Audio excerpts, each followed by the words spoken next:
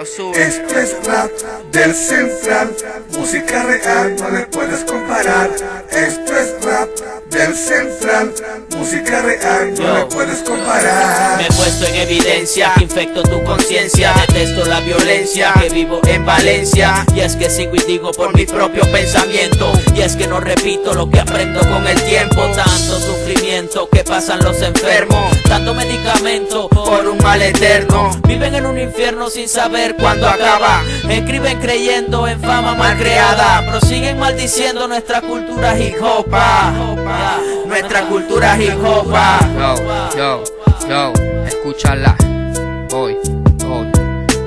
Esto es rap consciente, pa' que estés presente en esto. Venimos dando la cara y partiendo el movimiento, por supuesto. Siempre humildemente sin compararnos con nadie, apoyando y dándole la mano a los que rapean en la calle, no dándole la espalda a los que algún día puede dar la cara por ti. Es que ya sabemos sobrevivir y cuánta lírica podemos partir. Con rap que sale del corazón, maizón. Esto es Acabuni Azteca y Underfla, la real combinación. Pa' que juegue con tu imaginación en la favela.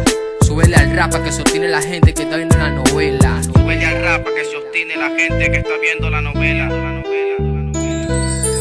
Esto es rap del Central, música real, no le puedes comparar. Esto es rap del Central, música real, no le puedes comparar. No pueden comparar lo que veo día a día, como suelen matar a un humano a sangre fría. Si hubiera más conciencia la guerra terminaría. Si hubiera más conciencia la guerra terminaría. Acabuni Azteca, Under Miami, Sendero Sur, contenido explícito,